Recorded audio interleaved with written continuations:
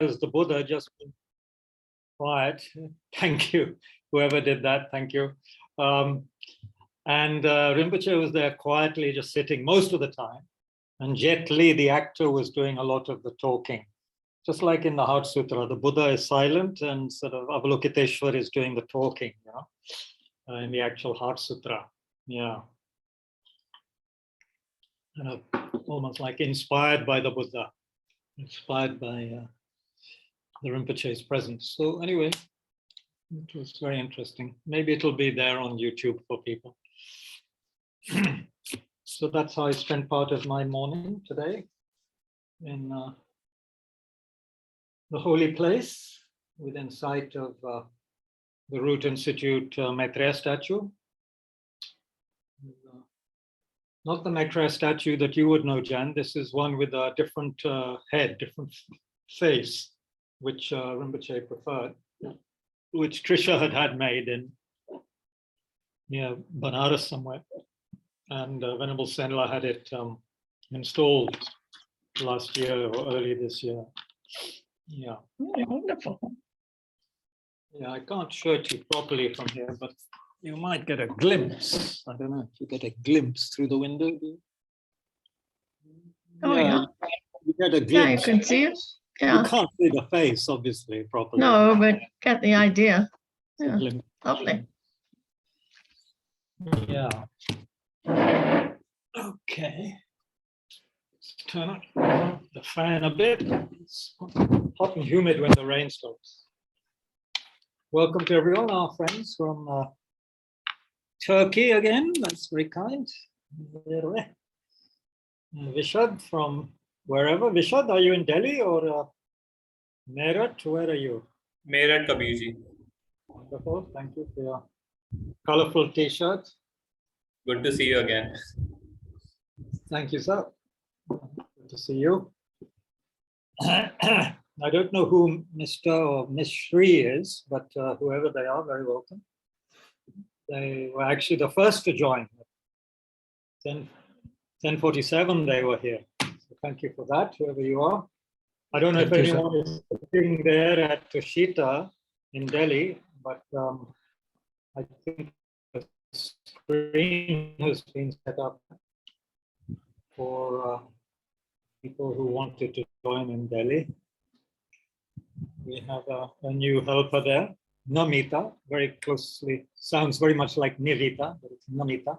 So I think she has a yoga class right now, so she's not there. Okay, I hope my yoga connection, my internet connection is not too unstable, because I just got a message. Can you hear me okay still? Is it still kind of clear? Yeah? Yeah, mostly, yes. Very good. We'll start soon. But if anyone has any profundity to share, please do that, apart from the football results. England's woes.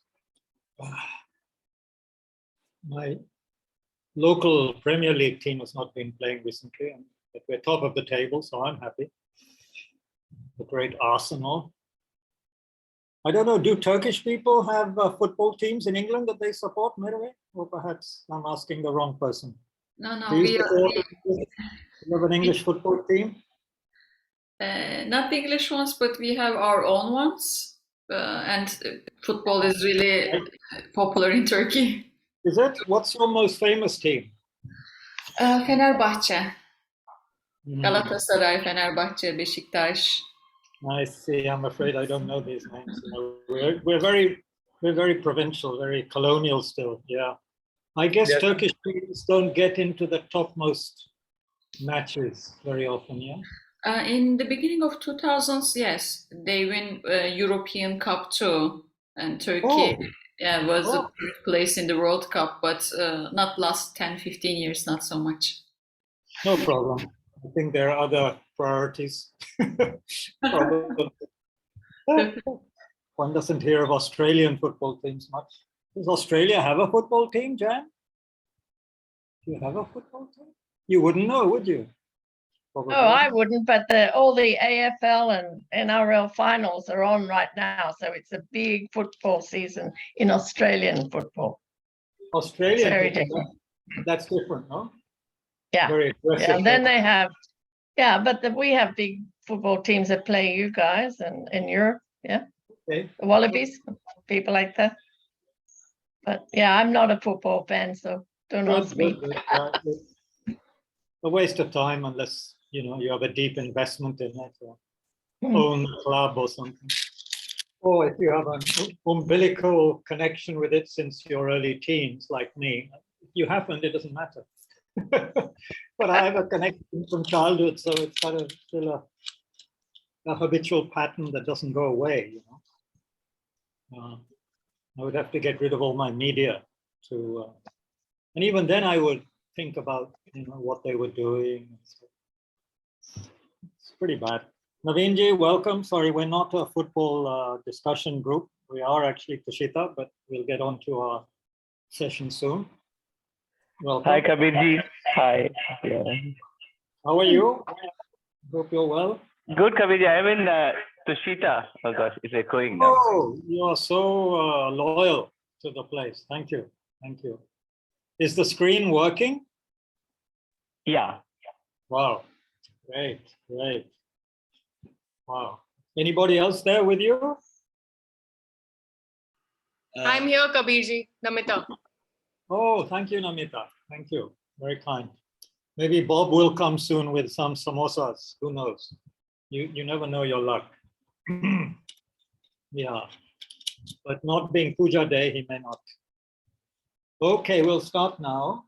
So all of us, thank you so much for taking time on your Sunday, which of course is not a day of rest in some countries like Israel and others. It's a day of work, but I think in most of the countries we're from, it's a day of rest. So yeah, thank you for not mowing your lawn or washing the car or going to the morning movies. So this is our morning movies equivalent. Yep, Shantideva. And hopefully some useful discussion. But we'll start with some motivation and meditation to make sure we're on the right track. And for that, we will, again, I will repeat the last verse of the last chapter we were looking at from Shantideva. It's such a beautiful verse, and the whole idea behind it is so profound, really, and wonderful. The last two verses, actually, from chapter 3, he says, for all those guests traveling on the path of conditioned existence who wish to experience the bounties of happiness, this will satisfy them with joy, meaning the Bodhichitta, the great compassion. This will satisfy them with joy and actually place them in supreme bliss. Then, last verse, today, in the presence of all the protectors, I invite the world to be guests at a festival of temporary and ultimate delight. May gods, anti-gods, and all be joyful. So this is very wonderful, because as we know in our life, which is so impermanent, people come, people go, close people, neutral people, people we don't like, they come and go, we come and go. So we don't have much time really to take care of our guests in one way, relatively speaking. Even if we have 60, 70 years with a person, like some people do, it's not that long in terms of cosmic time, beginningless time, as spoken about by Lord Buddha. Beginningless time, beginningless consciousness, what is 70 years? It's nothing, 100 years. It's kind of nothing. So we don't have much time to show our appreciation and care and love for others. We don't have much time. We think we have a lot of time, at least I do. But then if we think about it more deeply, perhaps, and reflect on it, meditate on it, we don't have much time. So we must make use of this precious opportunity. And in these verses, Shantideva again reminds us that sentient beings want happiness. All of us want happiness. And so this mind of Bodhichitta, that's what's going to bring happiness to others and bring them the supreme happiness of Buddhahood. There's no happiness greater than Buddhahood, it is said. And also no situation better than Buddhahood in which to bring boundless happiness to others. There's no better situation, no better job, no better, portfolio, no better ministry, with which we can bring all kinds of happiness, lasting happiness, liberation, enlightenment to others. Yeah? And what he says in this translation, in the last line, we have to realize that it's not just gods, but also the anti-gods we want to be happy. Because actually, of course, the gods we think are very happy because they have long lives and are in a state of bliss, often through meditation. But if you read the descriptions in the scriptures about the suffering of the gods at the time of their deaths, after their long, long lives of meditative bliss, which they have generated the cause for in previous lives, but they haven't done the proper they haven't had the compassion and the wisdom sorted out. So that comes to an end, their meditation. Then they have to experience incredible suffering, apparently. And because they have clairvoyance, they can see the suffering they're going to experience even before they get there. So that kind of makes it worse for them, it is said. So they have great suffering. And then the anti-gods, the asuras in Sanskrit, so you see, they are, as you know, those of you who study the Lamrim, the teachings, you know how they are consumed by competitiveness and jealousy, envy. And they're always fighting amongst themselves and with the higher level of gods, the asuras. So, they desperately need happiness. They desperately need some calm and clarity and kindness in their lives, They're suffering so much. So Shantideva here wants to invite all of these beings, some of whom we would find, horrific to look at and horrific and, would want to instantly forget about them because they're so nasty and brutish and, only want to create harm. But Shantideva, he wants to invite all of them as guests to a feast, festival of temporary and ultimate delight. So what is that? That means he wants to help them create the causes for happiness in this life. Yeah. Remember the 4 levels of motivation we often talk about: happiness in this life, happiness in future lives.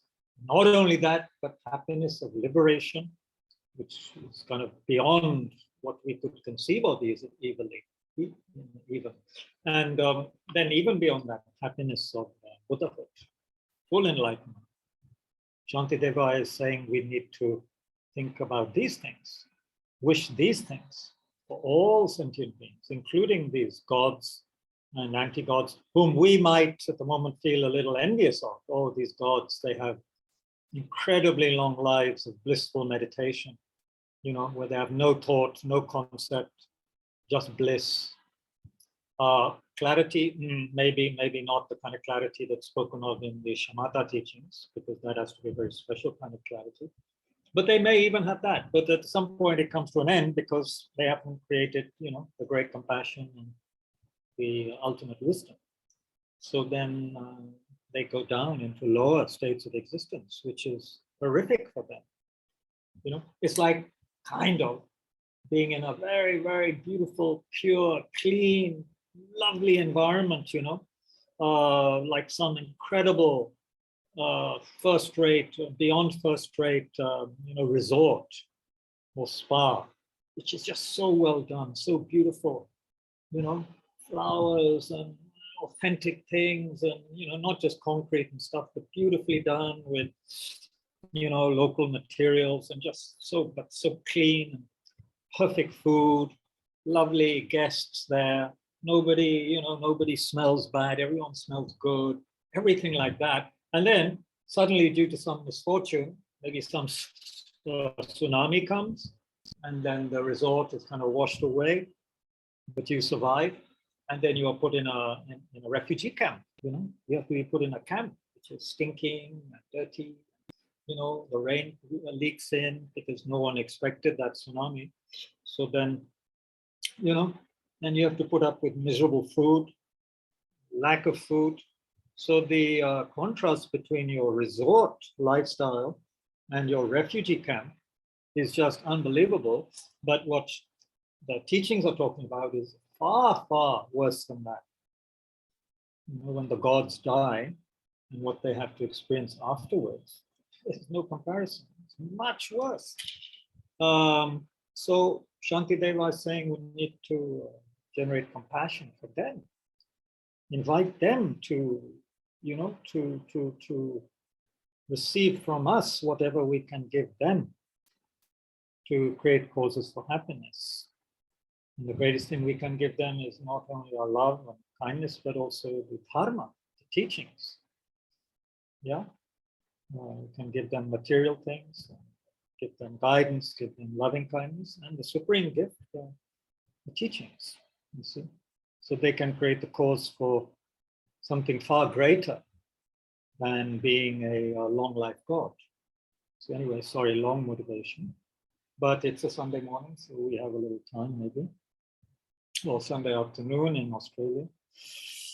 Yeah. So think about this. All the people you would like, if you could, to invite as guests to your festival, where you're going to be kind to people and offer them what they need, just like an honored guest. Not just the people you love the most, but also some neutral people you can invite mentally in your imagination, and also some people who are very annoying to us. We can invite them as well, because they're no different in the sense of wanting happiness, not wanting suffering. Yeah. So reflect on the motivation for a little while. And then when you're ready, all of you, I think, are familiar with the basic meditation practice. Observing breath is the primary object of attention.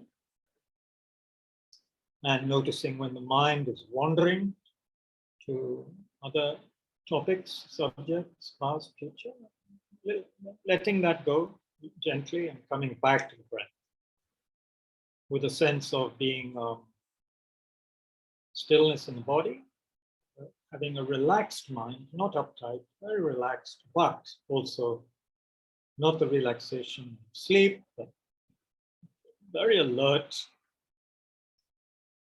very awake. But first, reflect on the motivation a little bit.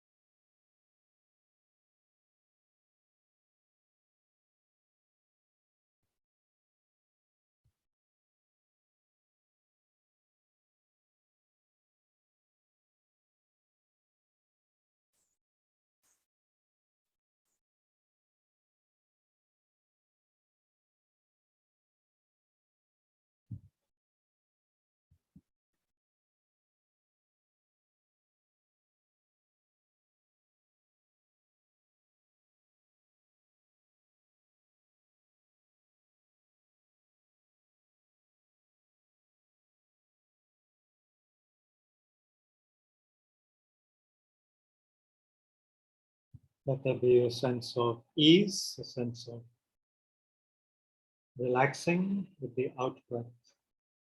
Just letting go with the out breath.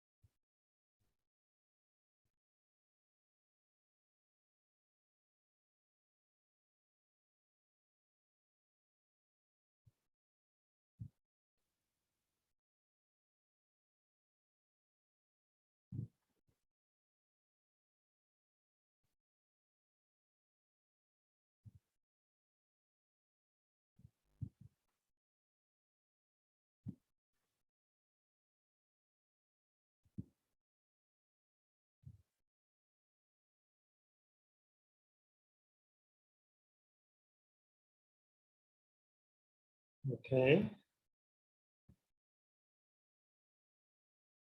Slowly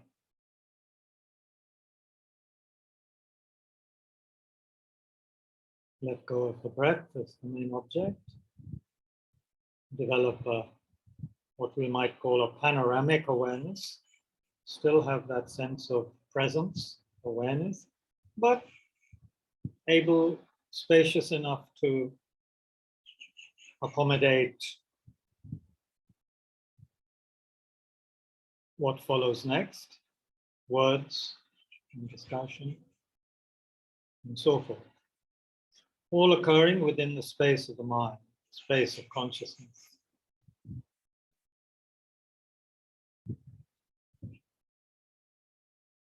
And maintaining as much as we can a sense of attention, paying attention.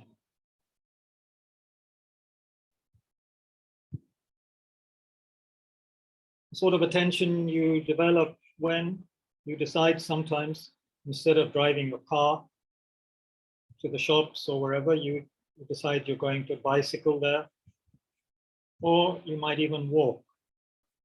And when you walk, one can appreciate so much more the different phenomena on the way, which otherwise are just whizzing past in a kind of a blur. and which you can't pay attention to properly, because if you tried, you would be in danger of having an accident in the car. But when we walk, or even when we stop sometimes, just to look at something properly, then that's another experience altogether. Almost another dimension, one might say. And perhaps some of the great literature and poetry, etc., of the world comes from people who are prepared to slow down and pay attention.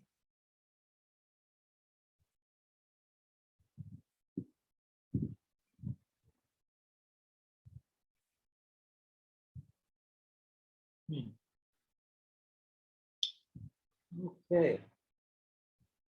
So we'll do a few verses from chapter 4, and then we'll have more discussion today. That suits my lazy mind, and it may even be more interesting.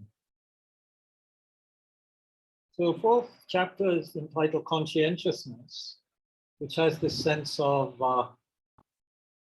remembering something worthwhile and remembering to be loyal to that, to be loyal to something, to be conscientious. One, if one's conscientious, we talk of a person who's conscientious as someone who has certain principles, and who tries as much possible to live by those principles,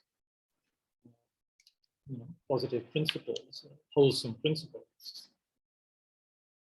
Warriors, they have their code, and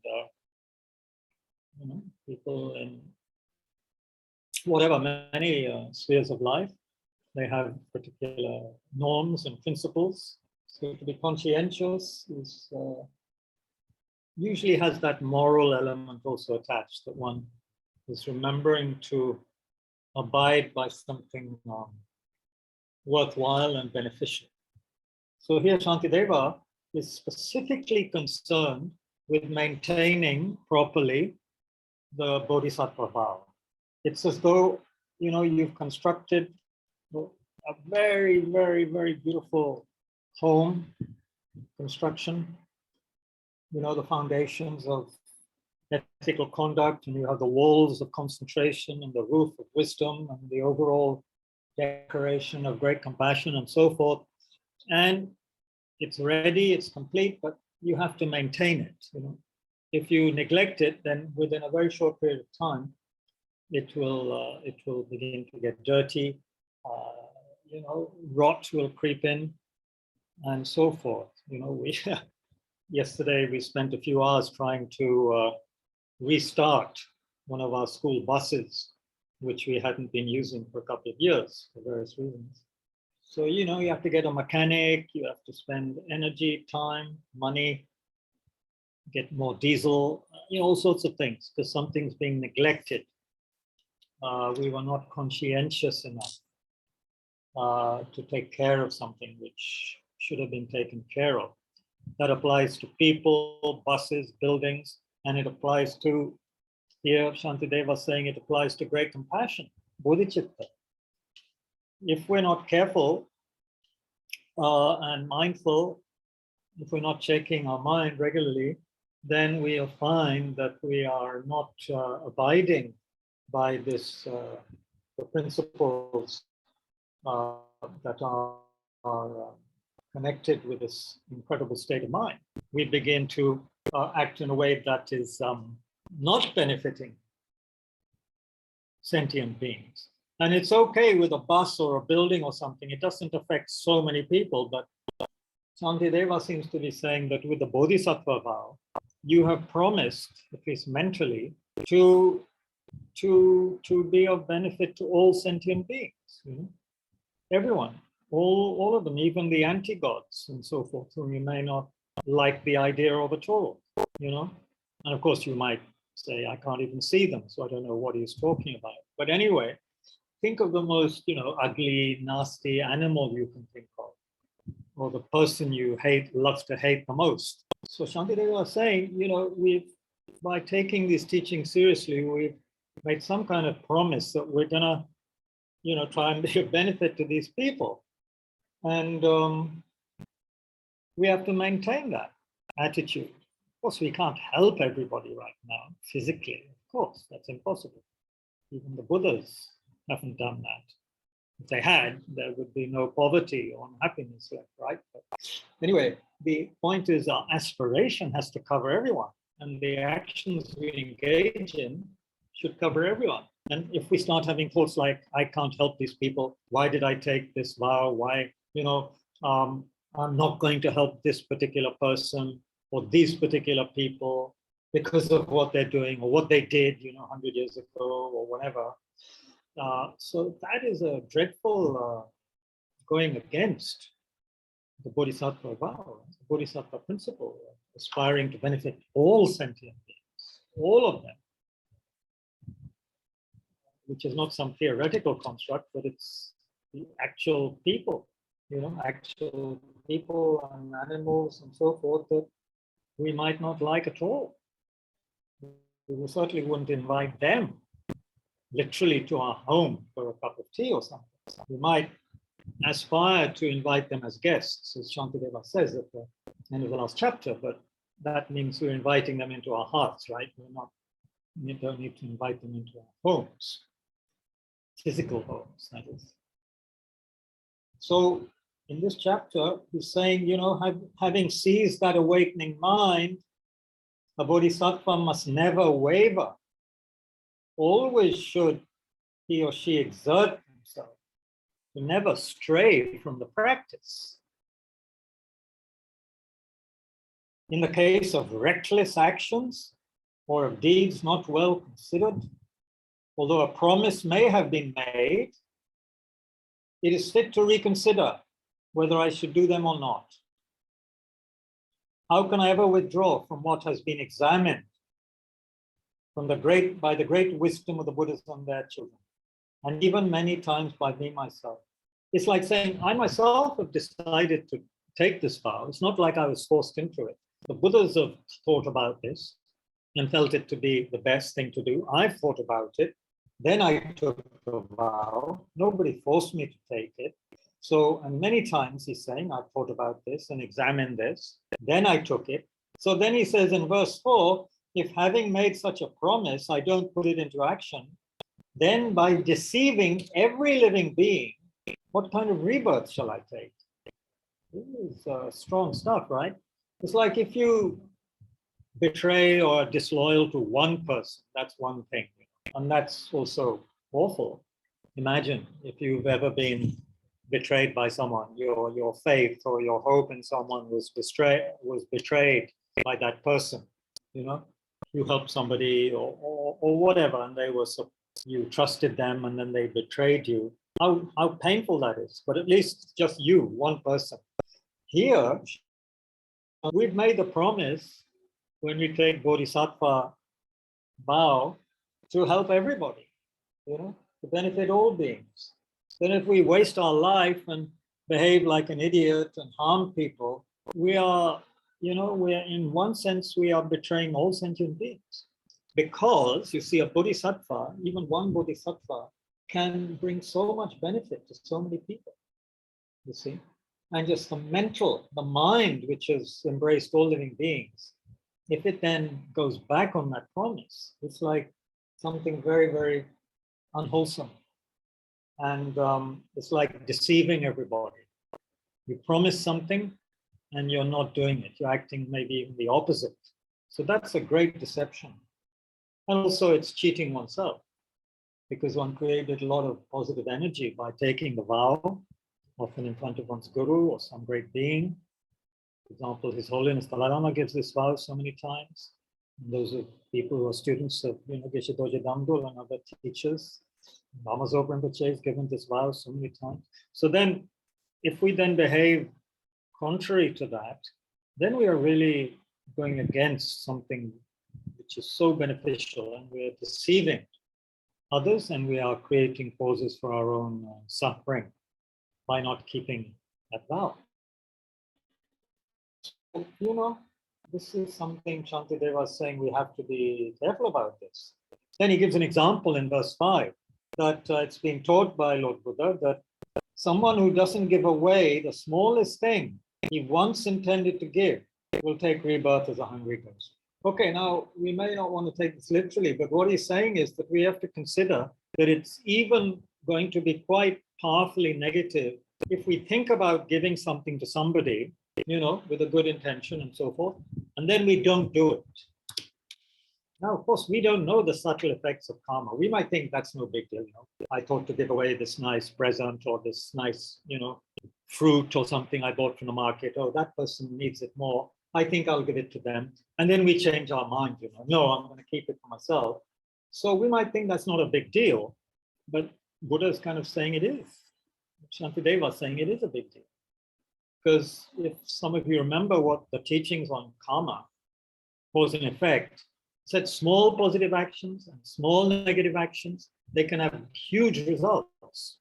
So for example, if a small positive action is done, it can give a wonderful, huge result later if it is not interfered with, in other words. If you have a good action or a good thought or something, and then you regret having that good action or thought, then that will reduce the power, obviously, of that. But if you just leave it alone, that small good action will become huge, like a small seed can become a huge, wonderful tree. So similarly with unwholesome action, small negative action, if it's not purified, it grows. Again, like a seed, it grows, can give a very, very powerful negative result, which seems out of proportion with the cause. So this is one of the teachings given on karma we should think about. If we think it's very strange, then we should just think of the example of a seed. You tell a child who doesn't understand things yet, oh, this tiny seed can grow into that huge tree there. They say, what? They'll think they won't understand that. It will seem very strange, I guess, to most children. But that's what happens, isn't it? A tiny seed, like a Bodhi tree seed, very small, they're very tiny. And they become these huge trees that can live for hundreds of years. I don't know how big the seed is of these giant sequoia trees that you have in California, in redwoods. Only hundreds of feet they grow. The seed must be very small, proportionately, of course, very small. It's unlikely to be that big even. It's going to be very small. So anyway, so by neglecting to give something to somebody with a good motivation, we thought we'll give it to that person. Then we go against that, we change our mind, and we should change our mind out of, course, some negative. If we change it to wisdom and compassion, knowing that that gift is not going to be good for that person, that is just not appropriate, or you heard they don't like those things. So that's why you compassionately thought not to give it. That's a completely different matter. But if through selfishness and greed, one doesn't give something that one intended to give, then we're talking it's negative. Don't forget, karma depends on intention. Remember the story of Bodhisattva who killed somebody, but out of great compassion and wisdom, knowing that person was about to do something very negative and kill a whole bunch of other people.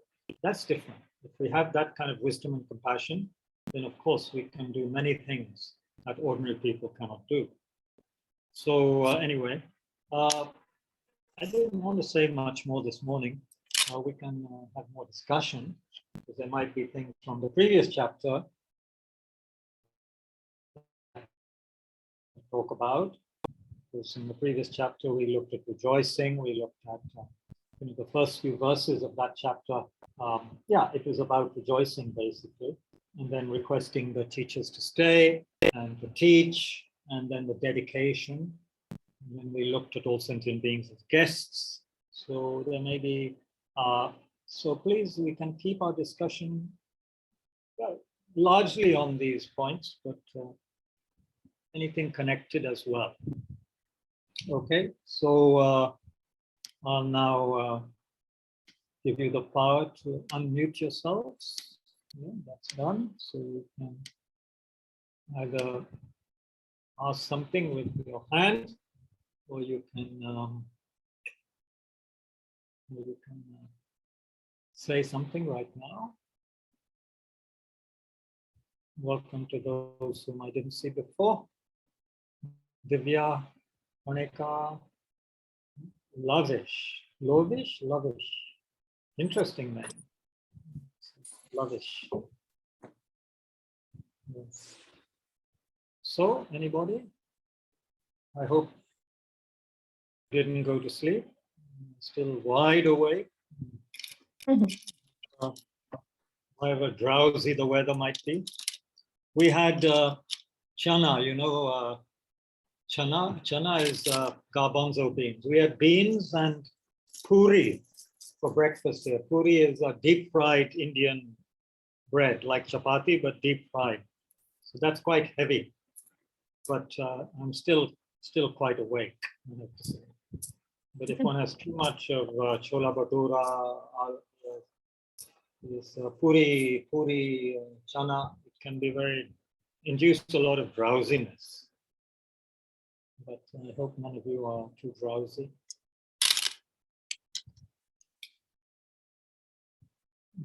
Don't pay much attention to the translation at the bottom, because there's some very strange words there.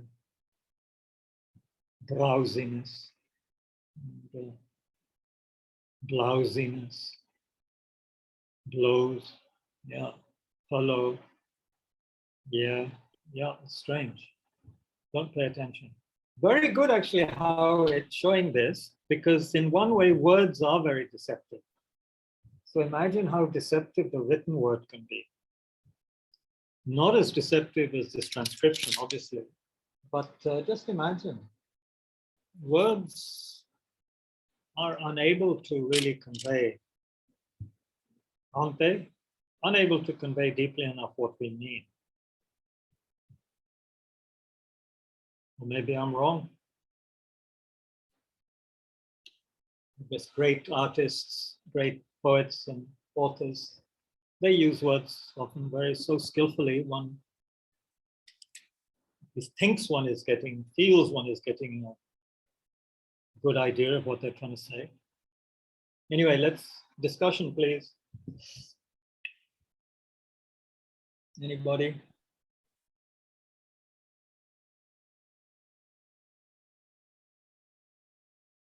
We can stop now, I don't mind. Plenty to do.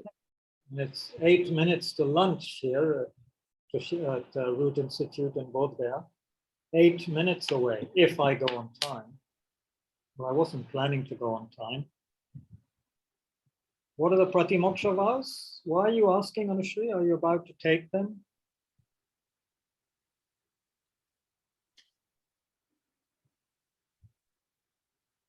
These you can look up. But Pratimakshavas and Tantric vows and all you can look up. It's not it's too much to offer here, but the basic Pratimakshavas are, not to kill, not to steal, not to lie, not to engage in sexual misconduct, and not to take intoxicants, not to get intoxicated. But even there, it depends on the teacher who's giving you the vows. Lama Yeshe used to say, well, if you take a little bit of alcohol, no problem, especially when he's talking to Italian students. He'll say, thoda sa daru le lo, what's the problem? Because you can't tell Italians not to drink at all, So, but then you go to Lama Zopa Rinpoche, and the way he interprets it, then not a drop of alcohol. So then you have to know which Lama to go to, It's like you need to know which shop to go to, when you want certain kind of clothes or something. Should I go to United Colors of Benetton, or should I go to, I don't know, what are these names? Zara, all these weird names we even have in India now in our malls. So take your pick, but the basic thing is to not harm others. That's the basic vow in all of these levels of vows. Bodhisattva vow, read chapter 2 and 3. I'm sure that's where the Bodhisattva vow is. Basic thing is you have to care for everybody that you don't want to care for right now. We have to care for all these people so much that we want them to get enlightened. We don't want to get them enlightened because we're fed up with them and we want them out of the way. That would be too easy. We want them to get enlightened for their own sake, you know, not just to make my life comfortable. But of course, the side effect will be that my life becomes more comfortable. The more people get enlightened, then there'll be the less troublemakers around. So everyone's life will be easier. So like that. Vishad, boliye. Kabirji, verse 13 of the third chapter looks really interesting. It says, having Yeah. given this body up for the pleasure of all living beings, by killing, abusing, and beating it, may they always do as they please. Yeah. Yeah. Wonderful Isn't it thought, too extreme? When we often in Mahayana tradition, we talk about the middle way. This looks a little too extreme, you know. Maybe Shantideva had too much sleep that day or too much chola bhatura at Buddha monastery. Maybe the others were right. He was. This is chapter 3, no? Chapter 3, verse 13. 13. Yes. Yeah, that's pretty strong stuff, isn't it? What do you think? Use your wisdom. You think he really? I think it's too extreme. Look at verse 15. Look at verse 15. 2 verses later. Yeah. I shall let them do anything to it that does not cause them any harm. So if they're really killing or beating me out of a bad motivation, it'll do them harm. Especially if I'm really a good guy or if I'm a What about Bodhisattva. my harm? What about the harm that I'm inflicting to myself and others are inflicting to me? Well, if you're a real Bodhisattva, you don't care if you have harm, whether it's from bad weather or insect bites or somebody beating you. From that point of view, you don't care too much about the harm to your own body. And if you're a high enough Bodhisattva, actually, you won't even feel it. You won't feel it as harm. Even physically, they say. Mentally, forget it, that no harm. But even physically, you won't feel pain if you're high enough Bodhisattva. But let's say you're even an ordinary Bodhisattva. The main thing you're concerned with is that other people are not harmed. Matlab, harmed by their karma. While they're beating you, they're not being harmed. But if they're beating you out of a bad motivation, which usually is the case, meaning governed by one of the delusions, usually anger, right? Or could be jealousy, just arrogance, then they are creating negative karma, they are going to get harmed. So of course you don't want people to have that kind of harm. Often I see that happening. I've seen great teachers allow certain students to do things which aren't very nice. And then one wonders, and then one realizes, you know, if that teacher were to scold that particular student would get angry. The teacher knows that this would happen through their clairvoyance. The student would get angry at the teacher. And then therefore the student would create incredible negative karma by, you know, generating anger towards the teacher, who may well be their guru. So then even more tremendous negative karma created by the student. So then in some cases, the teacher would not respond, of course, would not respond to any anger from their side. So you have to take everything, as the Buddha said, with your own intelligence. Luckily, Shantideva answers his own question. He hasn't asked a question, but he, I think, resolves the dilemma 2 verses later. But of course, if somebody is hitting you or beating you or killing you, trying to kill you, then you have to decide what is the best way to respond without yourself generating anger. No one is saying that a bodhisattva should allow themselves to be killed if it's not going to be beneficial. Now, the wonderful bodhisattva who offered their body to the starving tigress, yeah, which is mentioned so beautifully in Sutra of Golden Light, yeah, that's a totally different case. The tigress didn't try to kill the bodhisattva. He himself offered his body, you know, And even it says when he lay down next to the tigress, she didn't kill him, because she didn't have the energy. So he had to kill himself with the sharp piece of bamboo, cut his own throat, so the tigress could start licking his blood and gain the strength to eat him, and thus save herself and her 5 cubs. So that's totally different. And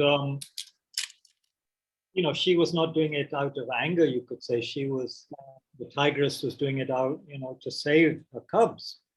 In any case, the result of it, because of the great power of that bodhisattva and his prayers, it is said that tigress was later, reborn as his mother, and the 5 cubs were reborn as his first 5 disciples, whom he taught in sadhana. So, whether you believe that or not, that's what the teachings say. So the point is, what the great bodhisattvas do, that is something beyond our ordinary part logic to understand.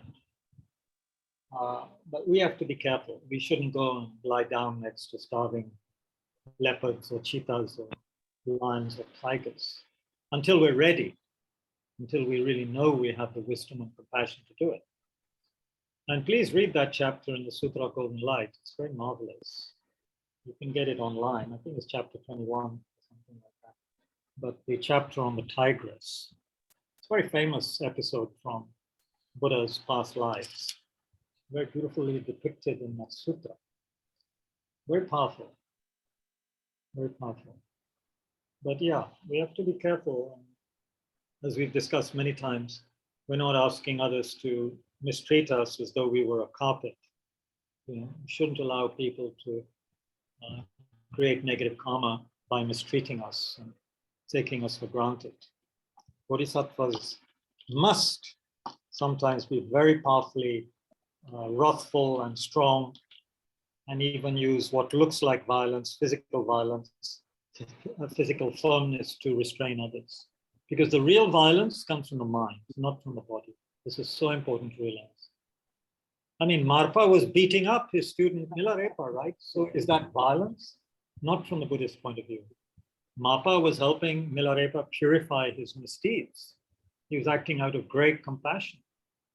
Not to have beaten him could be taken as an act of mental violence.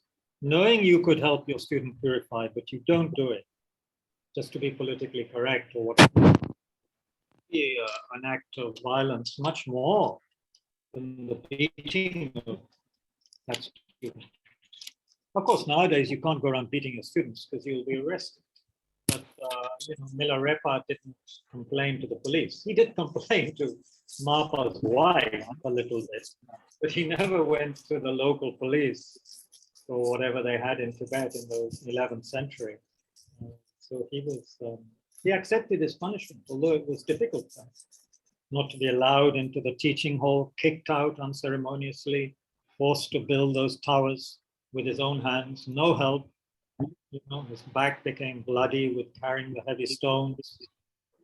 We couldn't accept that for half a day, right? We'd go crying to, we'd file a case against that particular teacher immediately for, obstructing our human rights and so forth,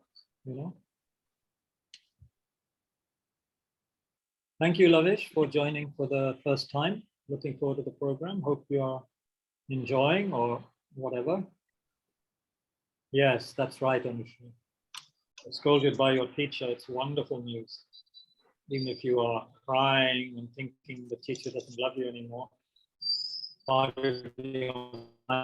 Wow, how fortunate I am. The teacher is ignoring me, beating me, scolding me. Especially if he or she does it in front of everyone else, then you should feel extra blessing. That's kind of difficult. We don't want to be scolded in front of others because of our big fat egos, self-grasping ignorance, taking ourselves too seriously, which we're all doing. So why it's not just one or two of us, we're all doing it to some extent. Yes. So that can be the worst when you haven't seen your teacher for a long time and you're queuing up. Your teacher has just arrived at the center and you're queuing up with your whatever, your 10,000 rupee envelope or beautiful khata. And the teacher, his disciple, takes the envelope. The teacher doesn't even look at you, you know. Although, of course, he's known you for 20, 30 years or whatever. He just walks past, a cursory glance. And this especially takes time with the person next to you and asks how they are and so forth. So at that time you must feel, wow, the Guru is giving me the greatest teaching now by ignoring me. Because what is the Guru? The Guru is someone who cares for you as much more than a mother for her only child. So then if the Guru is ignoring you, there's a very good purpose. There's a very good purpose behind that. If they're authentic. If they're a charlatan, of course, that's another matter. But if they're an authentic Guru, in any case, from our side, we should always try and see it in a positive way. Otherwise, we will just suffer. But the authentic Guru wants to, okay, let's ask you, I'm talking too much. Naveenji, what does a perfect Guru want to do you think, with the student? In a nutshell. If I could give you the 7, 8 words you have, what does the Guru want to do with the student? Authentic Guru, not the charlatan, not the nakli Guru, the real thing. He or she, Kabirji, would do everything 8 to words. help you train yourself. Train Help your mind what? Okay, so how do they do that? through helping you realize emptiness and helping you cultivate Bodhichitta, or loving compassion. Wonderful. Yeah. You said what you say that the Guru is there to insult your ego, but that's just another way of saying it. Yeah. So when we develop true compassion and wisdom, that's the ultimate insult to our ego. Our ego will then, of course, be unemployed, and it will be seen to be a total hallucination. And at a certain level of realization, it will not bother us anymore. So yes, yeah, that's the Guru's job, to introduce us to authentic wisdom and compassion. And they do that by, if you want to make an omelet, you have to break the eggs.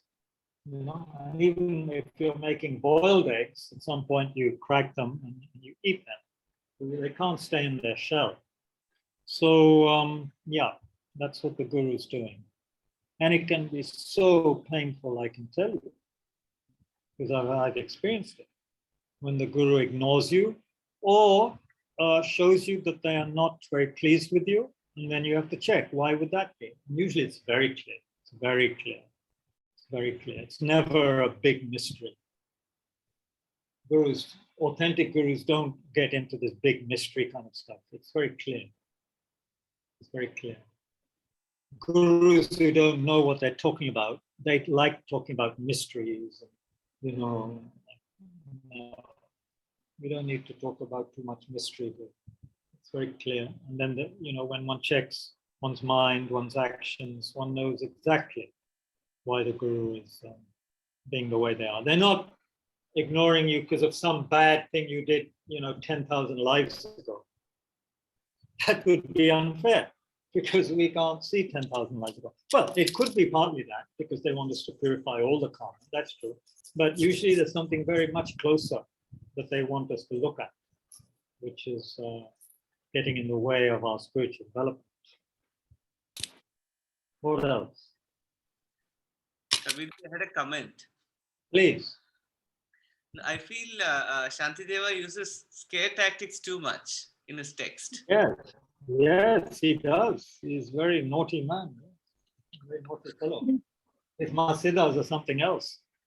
I would say Marpa used a lot of scare tactics on Milarepa, and look what happened to Milarepa. He got enlightened in one life. If Marpa said, "Oh, you poor fellow, oh, please come and take teachings, and forget all that work I told you to do.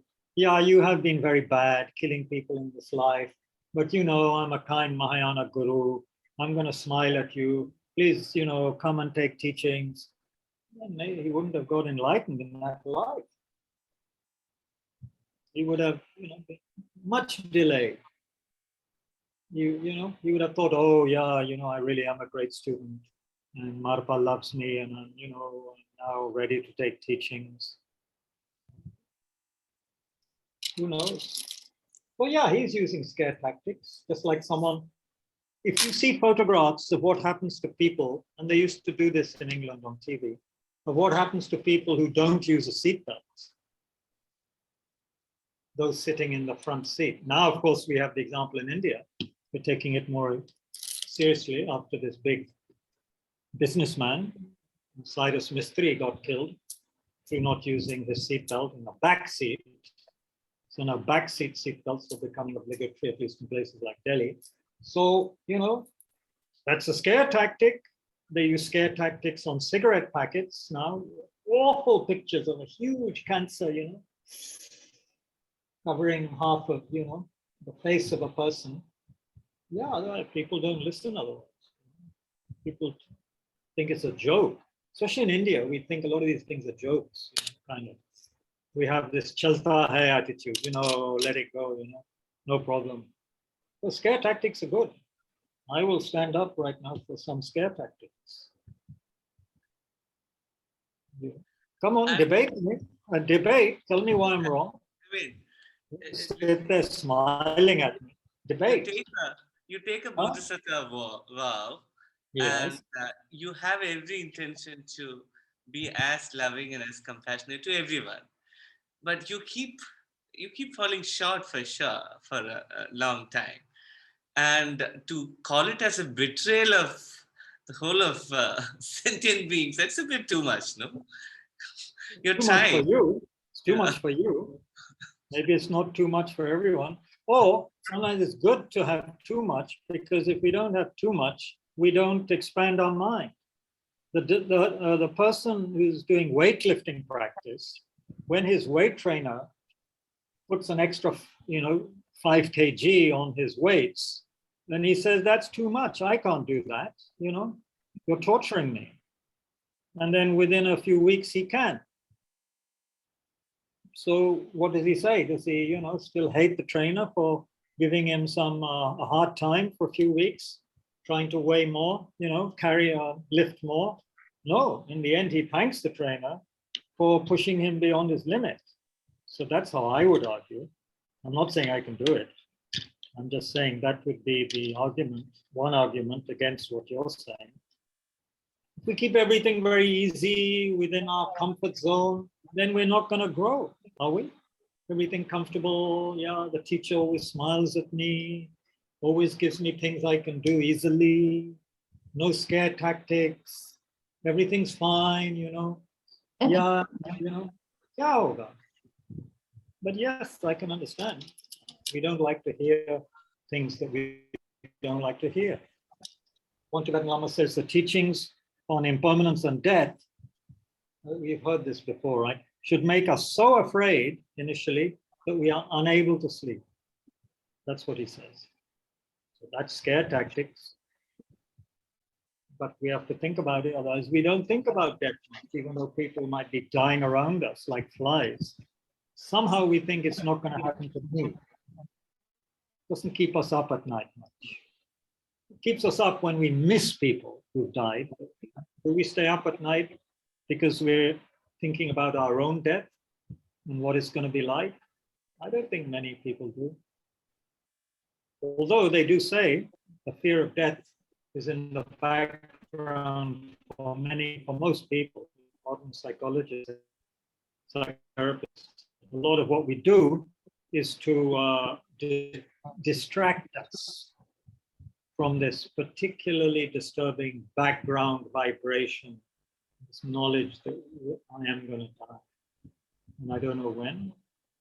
And it's not a nice feeling. It's not a nice thought. But of course, it varies, I think, a lot from person to person, doesn't it? But yeah, scare tactics are there.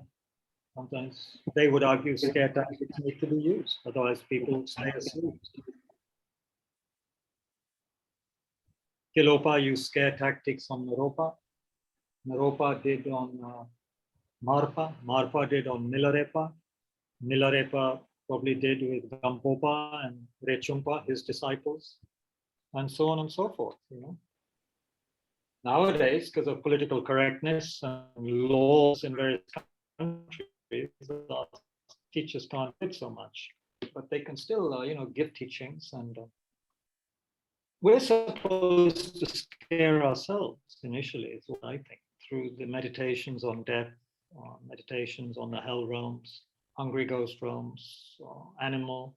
Rinpoche says people should look at these videos, these animal programs on TV, yeah? National Geographic, all of that. If you actually look at it carefully and imagine what it would be like to be one of those animals, the one being killed while you're still alive, the one, well, being eaten while you're still alive, not yet dead, or, you know, even if you're just a mouse or being swallowed by a snake, what would that be like?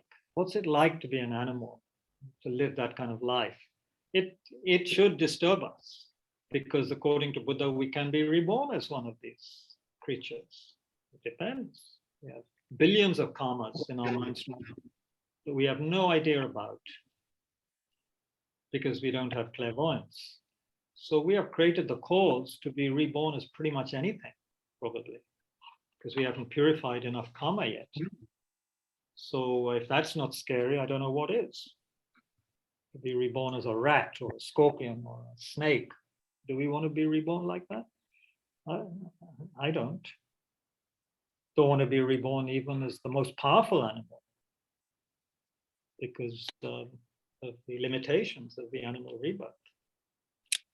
Inability to create causes for future life, happiness, enlightenment, etc. So that's the argument. You don't have to agree yet. I'm not trying to convince you, but this is the other side of the argument. No one likes to be scared. But would you rather be scared, I guess, Shantideva would say, would you rather be like the person he describes in chapter 2, the confession chapter, who is terrified at the time of death? Or would you rather be scared earlier in your life and start taking the medicine that's going to cure you of your fear? You know, is it good that the cancer doctor scares you, or the good doctor scares you first and look, you better change your lifestyle, take this medicine, or in a few years you're going to be a cripple, or, you know, have this deadly disease? What would you rather? Have the disease or have the initial scare and then take the doctor's advice? This we can check. You know? Good question. Good question. What else, folks? Wow, it's 1:15. Another 5 minutes, then I'll go for lunch. So there's a power cut now in Bodh Gaya, so one is beginning to sweat, but that's okay. It's nothing compared to the hell realms, apparently. Fear is of different types. Fear of what will happen after death is wholesome. This is Anushri's wisdom there in the chat. Yeah, maybe, maybe not. Up to you to decide. Positive fear, negative fear. Yeah.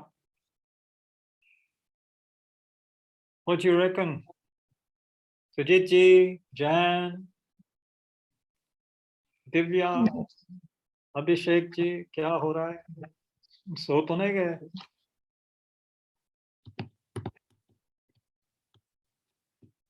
Ah, Abhishek ji, yes. You're also wearing maroon. Kya ho gaya ji? This maroon culture kya hai? Do you feel marooned? Are you example of solitude and aloneness?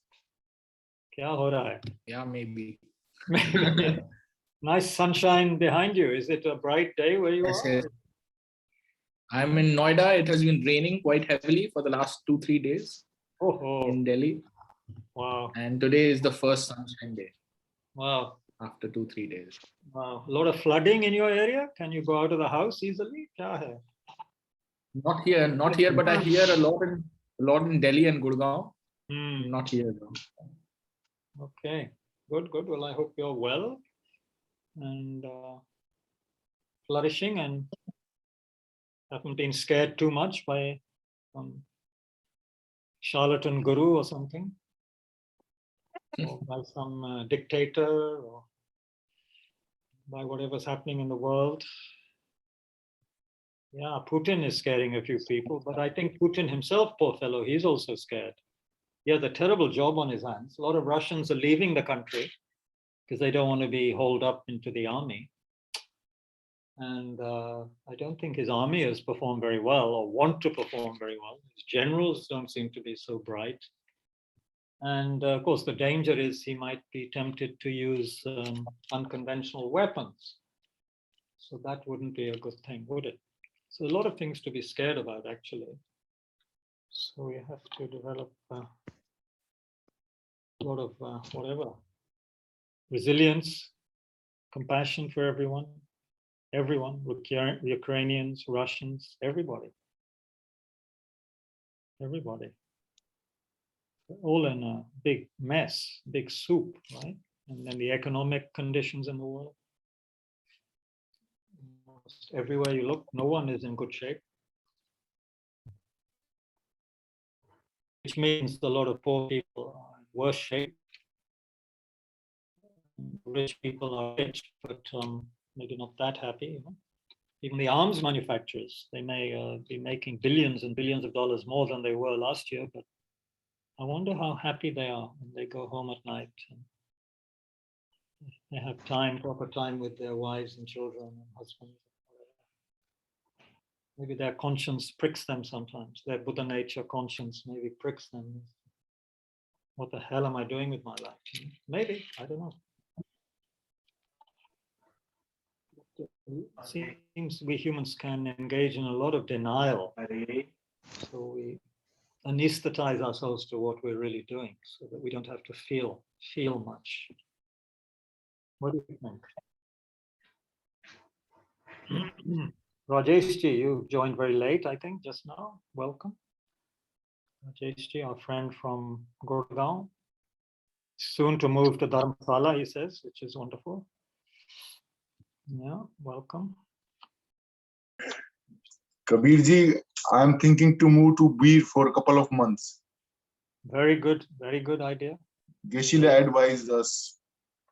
Very good advice. Very good. And I also send request to Lama Zopa Rinpoche. I don't know. You don't need to ask Lama Zopa Rinpoche.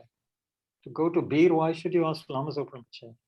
I'm sure it will be positive for the, well, of course you can ask. Yeah, sorry, I shouldn't have said that. You can ask Rinpoche, of course, but I think Beer would be a good place for the time being. No, because sorry, Kabirji, because I asked Rinpoche, Rinpoche's advice is completely opposite to other lamas' advice. Oh, really? What does Rinpoche say? Don't go. No. Before, when I was in Kopan, everybody is around me saying, do this. Then Rinpoche told me, don't listen anybody. So is that the Guru breaking your ego somehow through making you feel very confused and torn? Yeah. It's difficult having gurus, because they don't let go. They give us strange answers sometimes. And of course, Rinpoche hasn't asked you to jump off of a roof or anything yet, but he asks us to, he gives us advice which is contrary to other advice, making you, I don't know, making you really check, I guess. I don't know. Yeah. But Beer sounds quite nice temporarily. You can check it out. And I think it's a better environment for you and your family. But then, what do I know? I'm just going by appearances. But it is a very wonderful place compared to where you are in Gurgaon in many ways.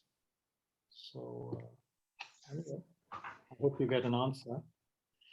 Bilji, I'm also planning to go to Beer, and ask Zongza Khense Rinpoche. I think he's coming for next 2 months, right? Yes, he is. So I'm. If you get a chance, he'll be very busy for 2 months. But if you get a chance to. Yeah, so I'm thinking of attending the teachings. I'm not sure if I'm ready, and these are not teachings as well. These are just empowerments, yes. Empowerments. But Rinpoche is open-minded. He said in a statement earlier that, okay, I'm not going to give the traditional commitments that a Lama would have given, 100 years ago, or whenever. But he does say, I want you to be totally committed to the Buddha and his teachings, and to promise to help preserve the teachings in whatever way you can. And I think that's also very wonderful. Have devotion and respect for Lord Buddha and his teachings, and promise to do what you can to preserve them. Of course, the best way to preserve them is to practice them and to help in any way in their preservation and dissemination. So actually, that's a big commitment. But it's not like many lamas, in some traditions, you have to do certain prayers every day of your life till you die. But this is an overall life commitment that, be devoted to Lord Buddha and his teachings. Practice them. That's the main point, no? I think that will be the commitment. Because he knows there's going to be many people there who are new, can't possibly maintain strict daily commitments of the traditional kind. So I would say go for it. Yeah, very good. My question, and maybe it's my ego, that thinking the Dzongsa Khyentse Rinpoche is such a guru who's always traveling and always giving teachings. How does he find time to help his students, basically? If I ask him to be my guru, will he even find time for me?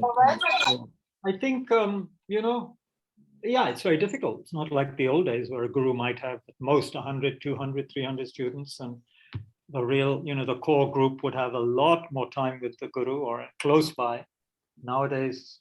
But I think in one way or another, he lets people know what they need to do. And if you're very sincere and persistent, then you will get an answer, even if it's a short answer. But the other thing, of course, is now we have to rely more and more also on our own wisdom. Given the other things that the guru says to other people, one should get hints again and again from their teachings and answers to other people that what one should be doing oneself. And I think then if one is really sincerely following the teachings and is very dedicated, then you will get also personalized advice. He will find time to send you a quick message through somebody or whatever.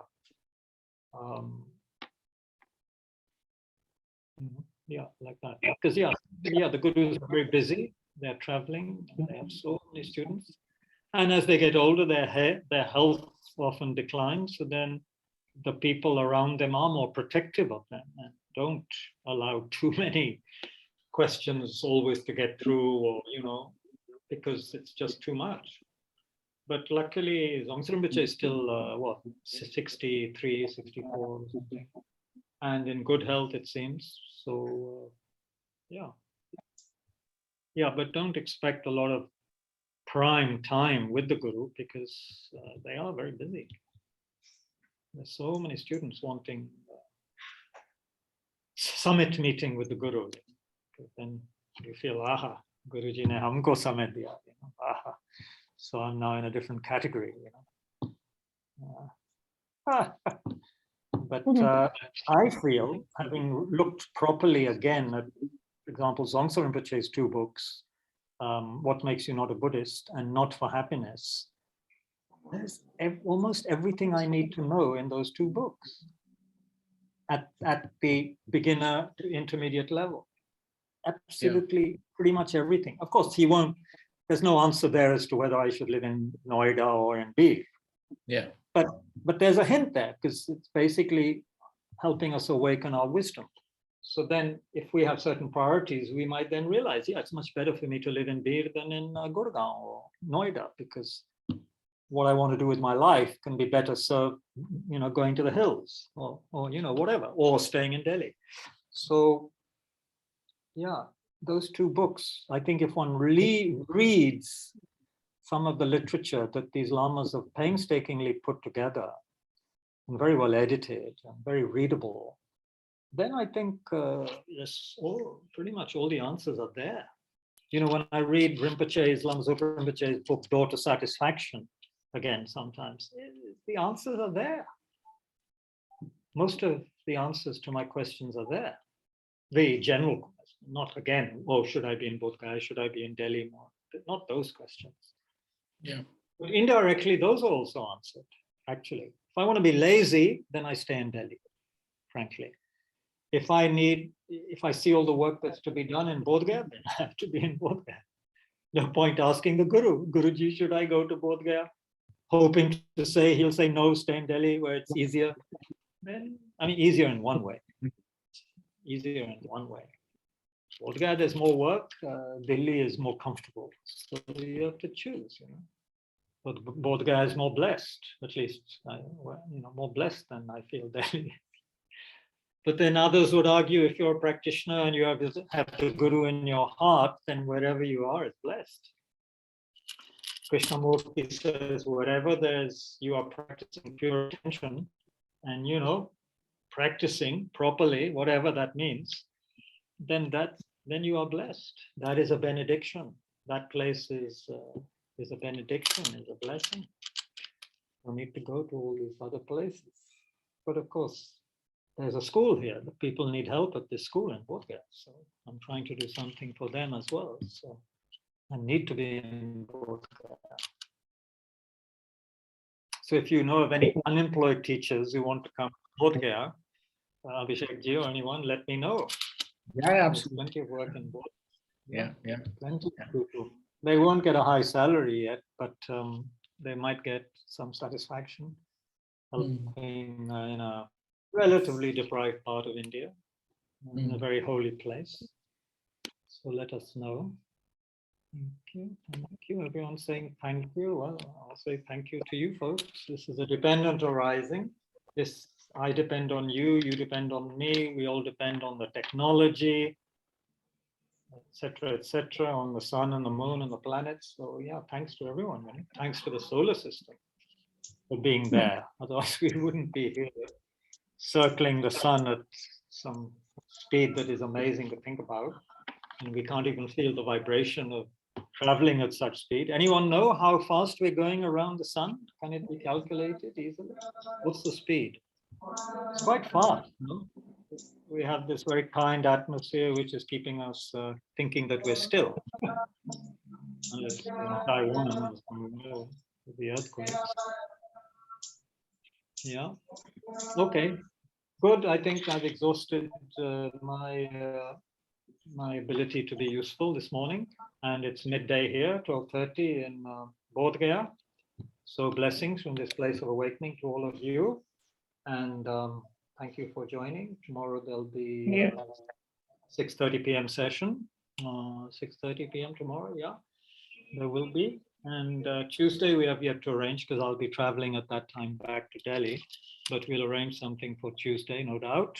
Namita and I will arrange something. So thank you all very much, from Australia to Turkey to South India to Noida, Gurgaon, everywhere, Delhi. Thank you also very much, Dehradun. Thank you, everybody. Oh, there's your Rahul ji. Who was that made a cameo appearance? Let's see. There, I am surrounded by my progeny. How many Well, progeny do you have? I thought you had only two. Well, yeah. One has wandered off, the other one is on the chair next to me, Kabirji. And thank you for having all those books in the very well-arranged bookcase. Yeah. Rahulji is a renowned cricket writer, author, and is, when's your novel coming out? You have a novel coming out? It's not been submitted yet, Kabirji. Okay, anyway, good luck with that novel. Yes, thank you. And just to let you know, we have meditation at Tushita, 8 a.m. Monday to Friday. 8:30 Kabirji. 8:30. 8 to 8:30. 8:30, I'm sorry. Huh? What time is it? 8:30. 8 to 8:30 or 8:30? No, it's 8 to 8:30. The updated time is 8 to 8:30 from Monday to Friday. Mishad, it's now 8 to 8:30. I didn't go out tomorrow or tonight, and that will be mainly silent, but with hopefully some motivation and dedication. So thanks to Namita ji for carrying on that tradition that was started by Nivita. Nivita has now moved residence to not very far from Tushita. Anyway, thanks to Namita, we have lots of itas around. So Nivita is replaced by Namita, just for your information. Namita. Not to be confused with my auntie Vanita, whom I sometimes refer to, but she's not calling me for lunch because she's in Delhi. And there's no wrong here in Bodh Gaya, but I hope there's some food left. If not, I'll go to Bodh Gaya, and have plenty of restaurants now in Bodh Gaya, by the way. Yeah, okay, thank you very much. Let's dedicate briefly for all of Thank your you, happiness. Kabirji. Take to heart Shantideva's teachings and benefit sentient beings as much as we can, never to be separated from the Dharma and authentic teachers and books, and our lives to be supremely meaningful for others, and all our teachers to have long and healthy lives, all their holy wishes to be fulfilled.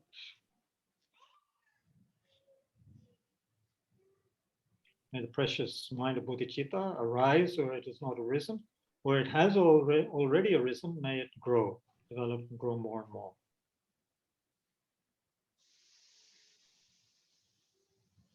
Thank you. Please have a very good rest of the day.